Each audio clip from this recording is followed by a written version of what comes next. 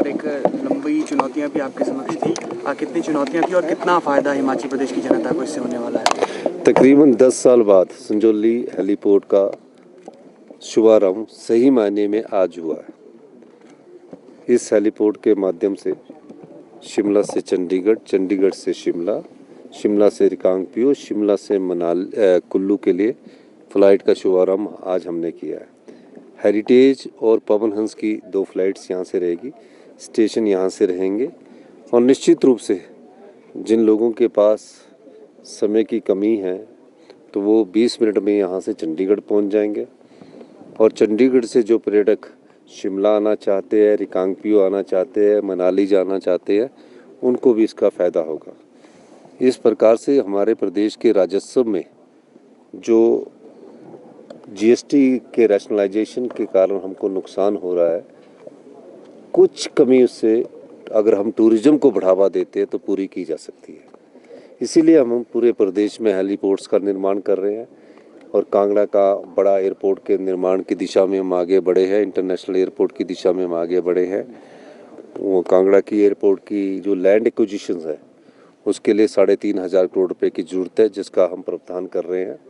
आप जानते हैं कि प्रदेश की जो आर्थिक स्थिति है उसको हमने आत्मनिर्भरता की ओर बढ़ाने की दिशा में अच्छे कदम उठाए हैं और मुझे खुशी है कि हम जल्दी ही पर्यटन की दृष्टि में ज़्यादा बजट का प्रावधान करेंगे। हमारी आर्थिक स्थिति मजबूत होती जा रही है और इसका फ़ायदा आने वाले समय में पर्यटन उद्योग में जो पैसा बचेगा वो पर्यटन उद्योग में लगाएंगे। सर, पूर्व मुख्यमंत्री जयराम ठाकुर ने भी इसी तरह से यहाँ पर जो फ्लाइट शुरुआत की बात की थी। क्या माने कि एक राजनीतिक कदम था? नहीं, जयराम ठाकुर जी के जो समय के कदम है उसका आंकलन पत्रकार महोदयों को खुद करना चाहिए।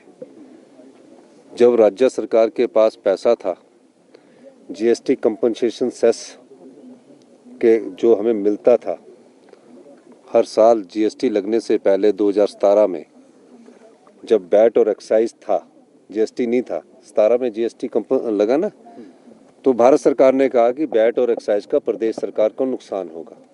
उस नुकसान की भरपाई के लिए भारत सरकार ने 3200 करोड़ रुपया हर साल देने शुरू किया, दिया भी। 17-18 में 3200 करोड़ दिया और 22 तक 3200 करोड़ रुपया देते रहे। 17-18, 18-19, 19-20, 21-22, 22-23 तक 3200 करोड़ रुपया देते रहे और जून 2022 में वो compensation cess, GST compensation cess का 3200 करोड़ रुपया बंद हो गया, यानी कि 16,000 करोड़ रुपया उनको मिला। और वैट और एक्साइज का कितना नुकसान हुआ हमें? 4,000 करोड़ रुपए का, 800 करोड़ का वो भी घाटा रहा। उसके अलावा जो आरडीजी थी वो उनके समय में 11,000 करोड़, 10,000 करोड़ और 9,000 करोड़, हमारे समय में 6,000 करोड़ पिछले साल मिली और इस साल 3200 करोड़ रहेगी। 3,000 करोड़ रुपया इस समय आरडीजी कम मिली। फिर भी प्रदेश की सरकार ने ना तो विकास की गति रुकने दी और ना ही सरकारी कर्मचारियों की सैलरी और पेंशन्स को में कमी आने दी और उसको पूरी फिस्कल डिसिप्लिन से हम उसको आगे बढ़ा रहे हैं। तो जयराम सरकार जी के समय बहुत पैसा मिलता था हमें, लेकिन उन्होंने कभी पर्यटन उद्योग को अहमियत नहीं दी। उनका ड्रीम प्रोजेक्ट होता कि हम मंडी में इंटरनेशनल एयरपोर्ट बनाएंगे। हमारा कोई ड्रीम प्रोजेक्ट नहीं, हमारा ड्रीम प्रोजेक्ट हिमाचल प्रदेश की जनता का सेवा करना है, आम लोगों की सेवा करना है। वो 5 साल तक 1,000 करोड़ का गुणगान करते रहे, आज तक मंडी का बल एयरपोर्ट नहीं बना। हमने कहा कि हम प्रदेश की कैपिटल, टूरिज्म कैपिटल के रूप में कांगड़ा को विकसित कर रहे हैं और कांगड़ा के एयरपोर्ट के लिए लैंड एक्विजिशन की हमने प्रक्रिया शुरू की। लैंड एक्विजिशन की प्रक्रिया के साथ 3,500 करोड़ रुपए की लैंड एक्विजिशन की प्रक्रिया हम अपने पैसों से, अपने संसाधनों से पूरा कर रहे हैं। आर्थिक तंगी के बाद भी हम लैंड एक्विजिशन की दृष्टि में आगे बढ़े हैं और अभी तकरीबन कांगड़ा में लोगों को 1200 करोड़ रुपए का हम कंपनसेशन सेस बांट चुके हैं। तो अब जो 1200 करोड़ के बाद जो 2500 करोड़ रुपए का रहा, 3500 करोड़ रुपए का लैंड एक्विजिशन है, धीरे धीरे हम उस दृष्टिकोण से भी आगे बढ़ रहे हैं और मेरा मानना है कि हम लैंड एक्विजिशन के बाद इंटरनेशनल स्टैंडर्ड का एयरपोर्ट कांगड़ा में बनाने में सफल होंगे। जयराम ठाकुर जी ने इस बारे में कभी प्रयास ही नहीं किया। वो क्या, जितना भी पैसा आता रहा वो अपने ठेकेदार मित्रों को लुटाते रहे और 1000 करोड़ की बिल्डिंगें जो आज हमारे पर छोड़ कर गए हैं, उन बिल्डिंगों में हम कई ऑफिस कांगड़ा ले जाने की कोशिश कर रहे हैं, कई मंडी ले जाने की कोशिश कर रहे हैं, कई ऊना ले जाने की कोशिश कर रहे हैं, फिर भी स्टेट की बिल्डिंगें खाली पड़ी है। तो ये जनता की संपदा को लुटाने का कार्य पिछली भारतीय जनता पार्टी की सरकार ने किया।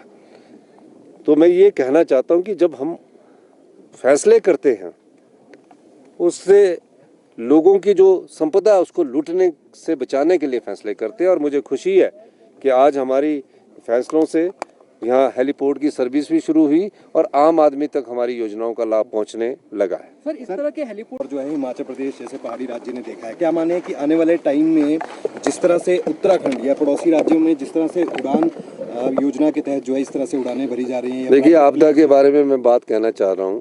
क्लाइमेट चेंज के कारण ये आपदा का असर हो रहा है। बर्फ़ जो दिसंबर में 25 दिसंबर में पड़ती थी, अब मुझे लगता है कि 1 महीने क्लाइमेट चेंज के कारण डिले हुआ है। अभी सभी चीज़ों का अध्ययन किया जा रहा है और आपदा का नुकसान के कारण जो चीज़ भी कहीं भी नुकसान होती है, चाहे वो किसी भी सर्विस में नुकसान होती है, उसकी भरपाई के लिए हमेशा से सरकार तैयार है। बनाई जाएगी निश्चित रूप से इस प्रकार के हेलीपोर्ट हमारे हमीरपुर में बन रहा है, पालमपुर में बन रहा है, चंबा में बन रहा है, जसकोट और ये रक्कड़ में बन रहा है। हेलीपोर्ट का निर्माण इस वर्ष के अप्रैल में पूरा भी कर लिया जाएगा। धन्यवाद। एक आखिरी सवाल, जो आज हेली टैक्सी सर्विस है चंडीगढ़, शिमला, रामपुर, कुल्लू और मनाली इन एक्सिस के ऊपर ऑन वेरिएड फ्रीक्वेंसी और मिनिमम जो न्यूनतम किराया होता है उसके ऊपर ये शुरू होने वाली है। अभी शुरू हो ही जाएगी आज से। ये देखा जाए तो इसके मायने बहुत हैं, क्योंकि संजौली हेलीपोर्ट की ऑपरेशनल ऑथराइजेशन वैसे बना तो काफ़ी टाइम से है और ऐसा नहीं है, बना भी बहुत खूबसूरत है। ये अपने आप में मील का पत्थर बना था, बट जो ऑपरेशनल ऑथराइजेशन थी इसमें थोड़ा सा टाइम इसलिए लगा क्योंकि इसकी सारी जो सेफ्टी प्रोटोकॉल है, नागरिक उड्डयन में सेफ्टी सिक्योरिटी सबसे इंपॉर्टेंट चीज़ है। उसके लिए जो सारी प्रोटोकॉल है वो डे टू डे बेसिस पे, रॉबिन जी साथ में खड़े हैं, ये डे टू डे बेसिस पे पिछले 1-1.5 साल से लगे हुए हैं। DGCA से भी हमें प्रॉम्प्ट रिस्पांस मिल रहा है और उच्च स्तर पे ये सारी चीज़ें हुई हैं। और उसके बाद ये ऑपरेशनल ऑथराइजेशन हमें जो मिली है, उसके बाद सारी ट्रेनिंग्स हुई हैं, इसमें पुलिस पर्सनल की ट्रेनिंग्स हुई हैं, इसमें बड़ा एडवांस्ड इक्विपमेंट लगा है। उसके बाद जाके अब ये जो फ़्लाइट्स हैं RCS उड़ान के अंतर्गत जो हैं वो आज से शुरू हो रही हैं और इसका जो मायने हैं वो सबके लिए इसलिए भी अच्छे हैं कि इसमें जो कनेक्टिविटी है, जो टूरिज़्म और उस पोटेंशियल के लिए बहुत बड़ी बात मानी जाती है, तो आज वो जो कनेक्टिविटी का एक थोड़ा सा बार है वो रिजॉल्व हो। अभी जो है अब आपकी एक RCS उड़ान के अंतर्गत जो है आपकी एक हेरिटेज एविएशन है। ये आपके शिमला से पहले कुल्लू जाएगी, कुल्लू से वापस आएगी, फिर रिकांगपिओ वापस, फिर एक कुल्लू का दौरा। पवन हंस जो है ये शिमला से चंडीगढ़ का कर रहे हैं। अभी फ्रीक्वेंसी कम है, शिमला से चंडीगढ़ की फ्रीक्वेंसी स्टेट VGF पे इसको बढ़ाने का प्रपोजल है।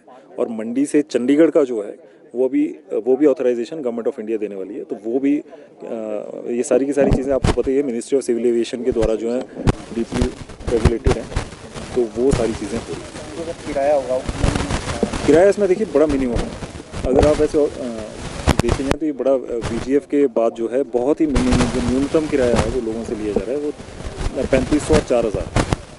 कुल्लू का 3500 है और 4000 शायद वो उधर का है। मैं देख रहा था अभी, मैं रिकांगपिओ का 4000 है और 35 है और चंडीगढ़ का शायद 3000 और पवन हंस का 3169। बड़ा मिनिमम सा किराया है। वैसे अगर आपको देखा जाए तो हेलीकॉप्टर ऑपरेशन बड़ा कॉस्टली अफेयर है। सर, बात की जाए कि